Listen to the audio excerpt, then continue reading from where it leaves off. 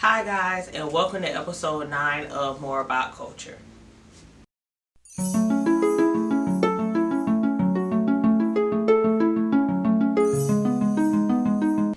Okay guys, before we dig into the topics for the day, I want to say rest in peace to Chadwick Boseman. Got the news last night that he passed away from colon cancer. Had been dealing with it for 4 years without us knowing in the public. We did see, well, I don't know if everybody's seen, but I know me personally, I've seen pictures of him where he lost weight and things of that nature, but I honestly thought it was for a movie role. I never would have thought it was from cancer. To film Black Panther, to film Avengers Infinity War, Avengers Endgame, the new Spike Lee movie, to do all these things while battling cancer it's just mind-blowing. You never really know what somebody else has going on. It was very sad for me to read that happened. So we just want to say rest in peace to him, and thank you for being a part of a movie that was so impactful to the Black culture.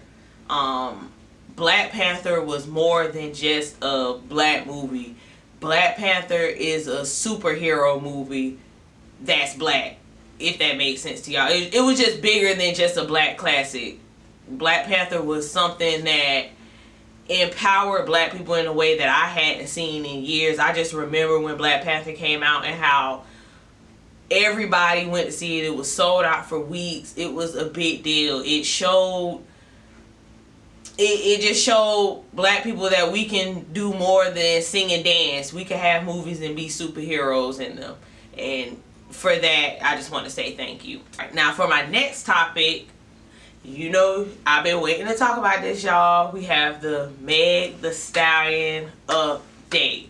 Now if you've been keeping up with the channel, you know that's been my number one thing that I've been worrying about is what the heck happened with Meg and Tory. And Meg got fed up with people saying she was lying. So she released the pics of her foot being shot.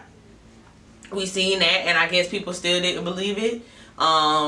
She took to Twitter and said, she was tired of sparing people. She was just gonna air it out. We still didn't know what she was talking about. She proceeded to do an Instagram live video, and she let us know that Tory did indeed shoot her. And I mean, we knew Tory did it, but to hear her say it, it was just like, oh my God. I just want to go on record and say I was a big Tory Lanez fan. I championed for Tory. I was one of those people who actually went on time to the Chris Brown concert because I wanted to see Tory Lanez open up for Chris Brown. Like, I thoroughly enjoyed Tory. I enjoyed the Chicks tapes. I enjoyed Quarantine Radio. I enjoyed seeing him get on his, Black Lives Matter flow, during quarantine as well. And what the kids say now, if fumble the bag was a person, it would be Tory. Like, you fumbled the bag. Like, he probably was having one of the best years of his life, and it's all over now because you wanted to shoot Meg Thee Stallion. I just don't get it. And from what she was saying, it was over an argument, and I'm trying to figure out what kind of argument was y'all having that resulted in him pulling out a gun and shooting you in your feet. It's just crazy. But what's even crazier is to get on the internet and see how people are calling Meg Thee Stallion a snitch for expressing a dude shot her in her foot. That's not snitch-like behavior. This ain't no street jump. Like, this ain't no dude she was out hitting licks with and they got caught and she told on him no. He shot her in the foot. That's a form of domestic violence. That is insane. If y'all think she shouldn't have told. She hadn't said anything. She even was holding it down just to protect him and protect herself from it being some big situation with the police, in spite of him shooting her in the foot. And y'all have literally begged her for weeks to tell y'all what happened. She finally tell y'all, and then y'all say she a snitch. I don't get it. To compare her to Tekashi 6ix9ine is mind-blowing. especially because I see a whole bunch of men, especially champion behind 6ix9ine's antics, thinking they're funny, and then as soon as Meg come out and say, oh yeah, a dude shot me in the foot, y'all don't want to rally behind her. Y'all want to call her a snitch. Like, what are y'all talking about? And it's very disappointing to see all these different men in hip hop not taking a stance on what Tory did. I think the men in hip hop should be a lot more vocal and taking a stance and being like, Tory, you dead wrong. I seen T.I. come out and say, I don't understand why you shooting a girl in the bikini.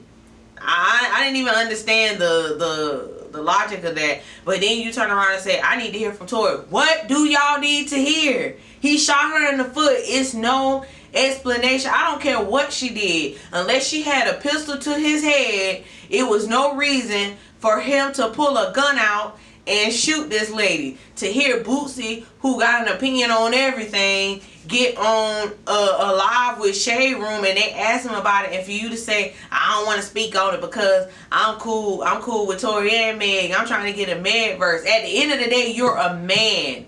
You should be speaking against a man committing an act of violence against a woman in that matter. We ain't never seen nothing like this happen in hip hop. And for y'all men to stay silent on it and not back Meg and say this is wrong, we need to cancel Tory, which Tory, I mean, has pretty much canceled himself. He ain't even came out and said nothing. That's how y'all should know something foul went on. But nobody wants to just call him out on it. It's, oh, we need to hear his side of the story. It's no other side to hear. I don't care what they was arguing about. It was no reason for him to pull a gun out and shoot this lady in the foot. It's zero tolerance for that. It's disgusting. It's deplorable. Yeah, I'm in my vocab bag today. It was deplorable. And I just don't even know what to say about it. Now that she said it though, I'm sure more is set to come out soon. I'm sure we're going to find out more stories. I mean, it's a lot of rumors swirling around. I'm not going to discuss them on here. I've discussed them in the text threads with my friends, and that's where we'll keep them, because I don't care what the rumor is going on. It was no reason for him to pull a gun out and shoot her. And I've seen women as well say, well, something don't sound right. It don't matter what don't sound right. The ending result was Tory Lanez pulled out a gun and shot a woman in her foot. I don't care what don't sound right. Of course, she's not going to tell us everything that happened because it ain't our business. What's our business is this man shot a woman, period. And that should be it. It shouldn't be no other discussion other than Tory did this and we need to cancel him. And that's just that. But y'all express y'all views in the comments per usual. My next topic I have, well, it's not really a topic. I just wanted to go over some shows that I've watched that I've thoroughly enjoyed, and that I want to recommend for y'all to check out if y'all haven't already. I've been on this thing where I've been rewatching. I've been doing it for like the past year or so actually, where I've been watching for the first time shows that have already came out. That people deem to be classic shows. I think I told y'all before, I watched The Sopranos. I did Game of Thrones right before it went off. I did Sons of Anarchy. It's something else I did too, I can't think. But I went back and watched those shows, just to see how I would feel about them. And I haven't been steered wrong yet. Those shows were the best shows I've ever watched in my life. So I want to get on to one that I recently finished, which was Grey's Anatomy. Now, Grey's Anatomy is still on. It's going to be season 17 next season. But I watched 16 seasons, 20 plus episodes a season in 1 month. I didn't watch anything but Grey's Anatomy. I love Grey's Anatomy so much. It's not the same thing as Law and Order, but you know how Law and Order is going to always be good because the cast is good for one, and then they always have an interesting case that's going to keep you that's going to keep you engaged. And that's kind of the same thing with Grey's Anatomy for me. I mean, it's a show, and I'm not going to give too many spoilers because I don't know if people want to go back and watch it if you haven't. But it's a show about doctors in a teacher hospital, and they have different patients, and they go through different dramas within their work lives and personal lives and things of that nature. I just want to give a shout out to my favorite characters of the show. Christina Yang is my absolute favorite character. She left after season 11. I was really sad about it because she's not on there anymore. But that was my absolute favorite character. Christina was hardworking. She was focused. She had her own mind. She never let anyone deter her for what it was she wanted to do, which was to be a surgeon. I love Christina. I enjoyed George O'Malley. Rest in peace to 007. He was a great character. He wasn't on Grey's that long though. Love Alex Karev. Hated him at first. But once he, got into being a ped surgeon and started becoming a more likable person, I really enjoyed he probably had the best character development on Grey's Anatomy. I enjoyed Callie Torres as well. She was I don't even know what type of surgeon she was. I can't think of the name, but she fixes bones and things. So y'all do with that what y'all will. She was great. I'm not going to go into all the characters. I enjoy everybody on Grey's Anatomy to a certain extent. I hated Derek though. Hated Derek Shepherd. I don't know why y'all like Derek so much. I guess because he was one of the original characters. But Derek was trash. The way he bounced back and forth in those first few seasons between Addison and Meredith was freaking ridiculous. And for him to get mad at Meredith at times when she was trying to date other people, but you were a whole married man and didn't tell her when you met her was toxic masculinity. But I'm not going to get into that. Oh, and of course I love Meredith Grey. Didn't really like Meredith at first. Once the seasons progressed, I really enjoyed her. Sad to say, I think I liked her more once Derek died. The next show, which I'm currently watching now, I'm almost done with, is Friday Night Lights.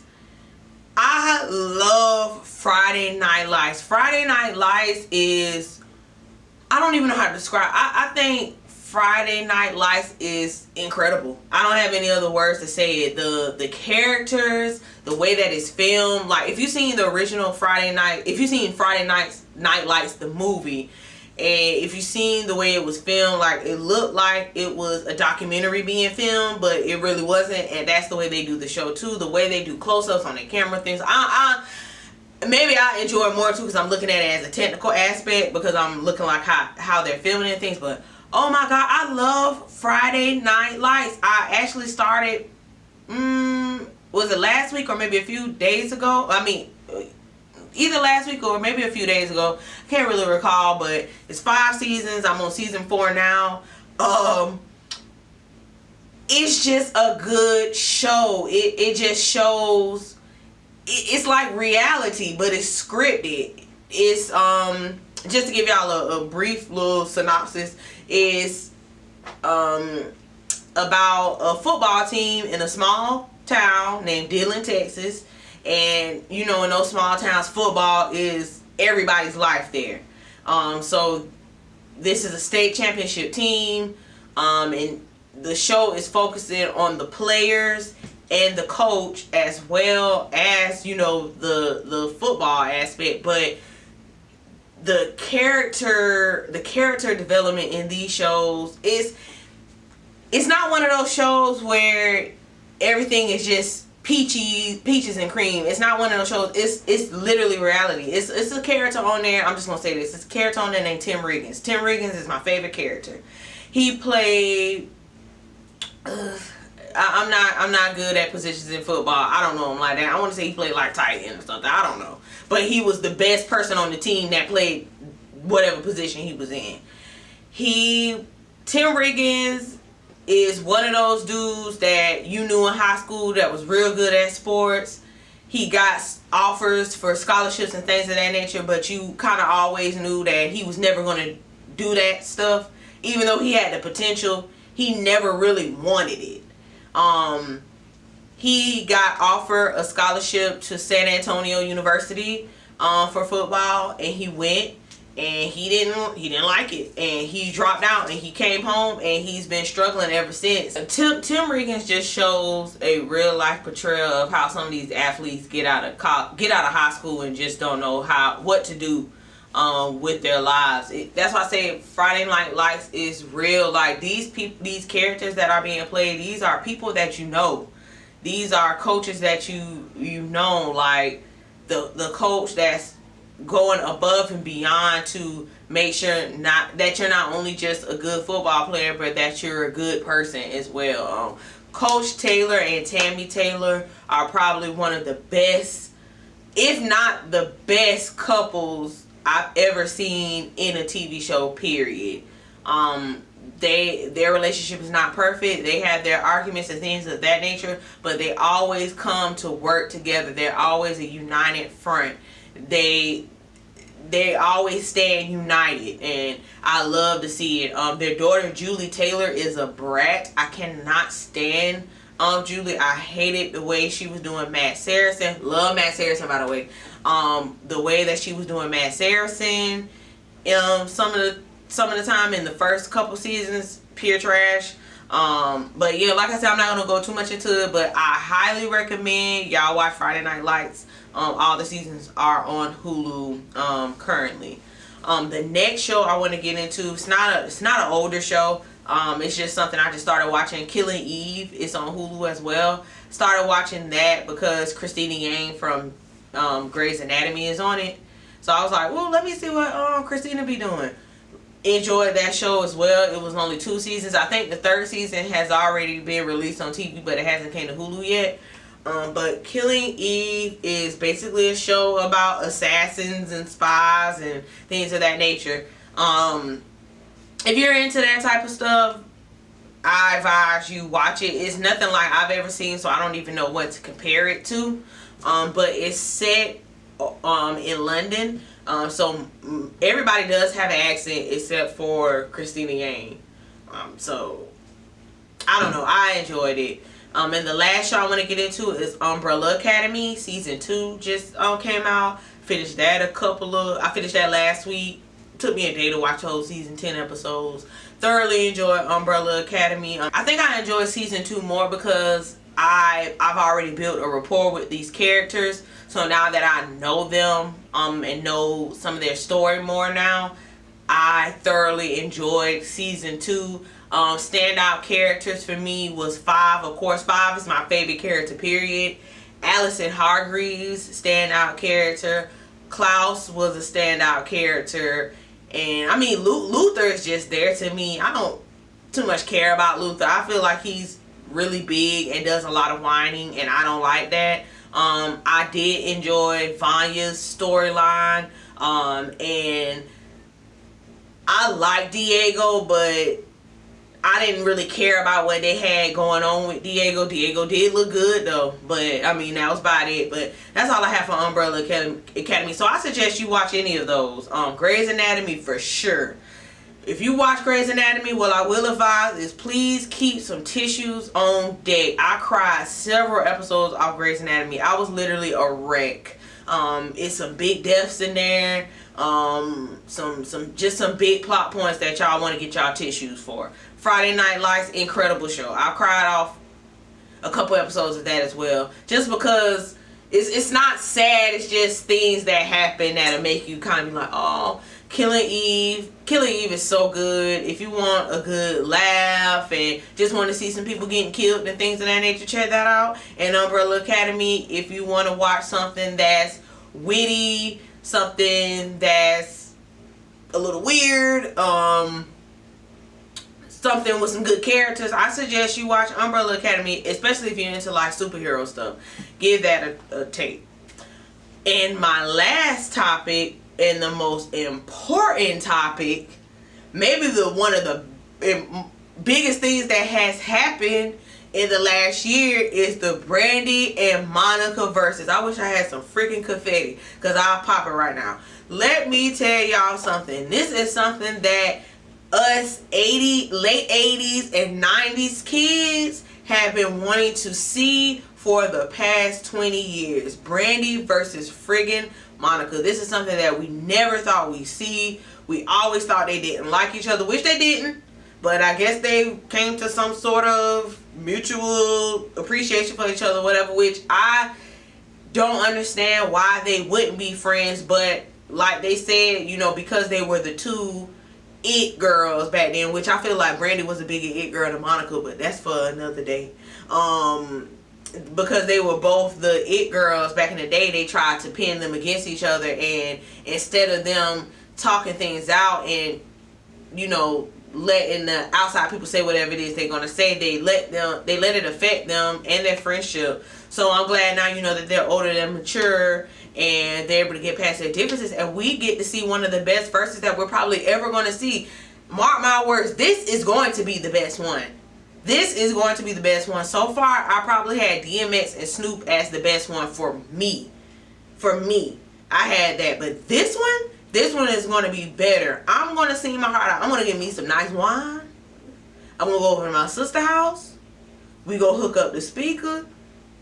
And we going to dance for 2 or 3 hours, however long it is they're gonna be on, because it's about to be lit. Like, I'm so excited about this. This is, I don't even know what to say, because we really never thought this was gonna happen. Despite all the racial injustices and everything else that black people have gone through,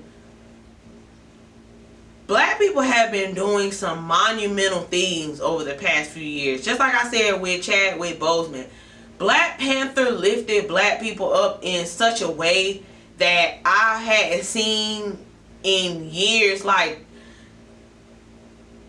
Black Panther was just on another level, like I said earlier, of a black movie. It was more than a black movie. We never seen a superhero.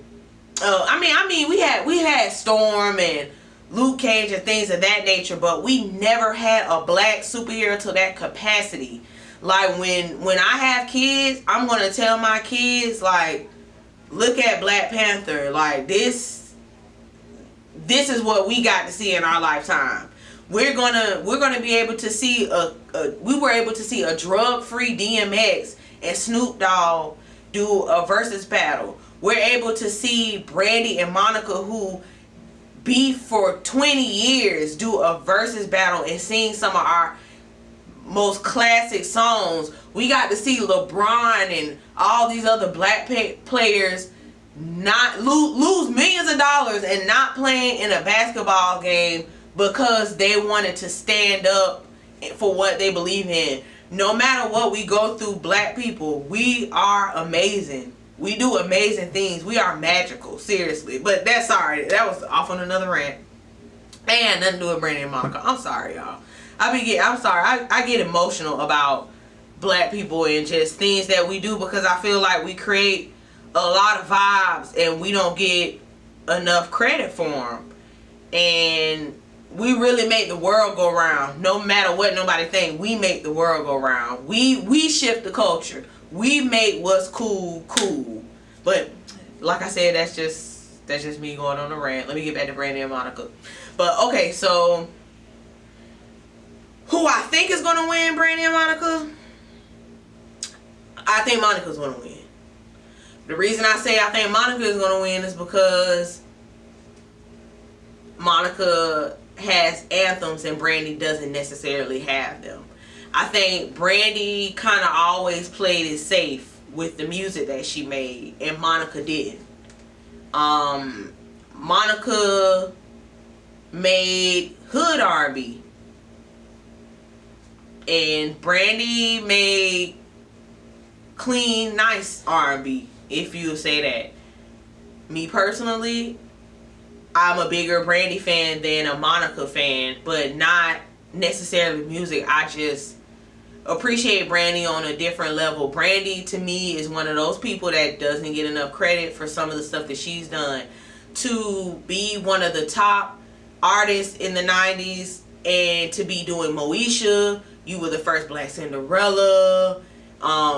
Hey, you're Ray J's sister. I mean, all these things you've contributed to the culture, and I just don't think people appreciate enough. Hey, we had Brandy Barbie dolls. Like, I don't even know if y'all remember that, but we had Brandy Barbie dolls. Like, Brandy was a big deal in the 90s and early 2000s, and I think a lot of people don't give her credit because people think Brandy is crazy, which I think is something a little off with Brandy, but I mean, I can't take away from what she's done. And Brandy always had them babies in real life and on Moesha. Like, she always had them babies. I mean, give credit where credit is due. But just to go down, just some songs I think they should play, and you know what I think might win. Of course, they're gonna have to do The Boy Is Mine. The way I hope that they do it is that they save that to the end and they perform that together. To me, that's a point for both of them. Y'all both get the point. But something I do want to ask, though, and I want y'all to drop in the comments, and I'm actually going to post this on Facebook because I want to know, who y'all thought sung better on The Boy Is Mine? Was Brandy's parts better, or were Monica's parts better in The Boy Is Mine? Me personally, I don't know. I listened to it the other day and I couldn't decide because I just was enjoying listening to the song so much.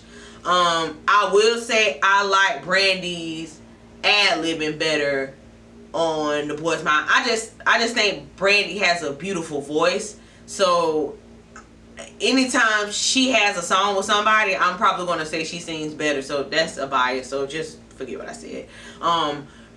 Brandy, of course, is going to have to play I Want to Be Down. And then Monica, this is just the songs. I'm not saying this is the order they should play them, or I'm just saying. And then Monica has to play The First Night. I don't know if people care about The First Night, though. I listened to it the other day, and I mean, it went kind of hard, but if I play I Want to Be, if Brandy plays I Want to Be Down and then Monica plays The First Night, I don't know who I would say would win that. I probably would have to listen to it again, but I want to say I Want to Be Down would probably beat The First Night. Brandy, of course, would have to play Sitting Up in My Room. And then let's say Monica plays Slow Jam, which I don't know if she's going to play that. She probably will, though, because it's popular with the culture. But I have Sitting Up in My Room beating Slow Jam. I'm sorry. Sitting Up in My Room is a vibe. It's a vibe. It's going to be Slow Jam. Brandy, Almost Doesn't Count. And Monica, Before You Walk Out of My Life. I don't know, man. I don't know. Like I said, I'm Brandy biased, so I don't know. I thoroughly enjoyed Almost Doesn't Count, but Before You Walk Out of My Life, it was a big deal, and it's kind of still a big deal. That's a song that people still play like that. Me personally, I think Before You Walk Out of My Life gets on my nerves now.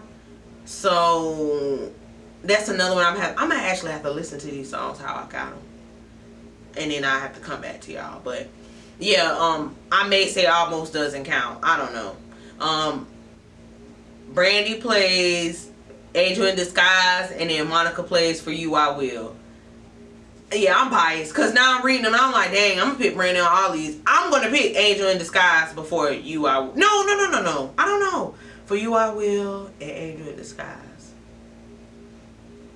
I might say, nah, that one a toss up. Angel in Disguise is my favorite Brandy song though. Skip that one. Why I Love You So Much versus Full Moon. I'm sorry, I don't care what Brandy plays up against Why I Love You So Much. Why I Love You So Much is an automatic point for Monica. That's an undeniable classic. Monica So Gone.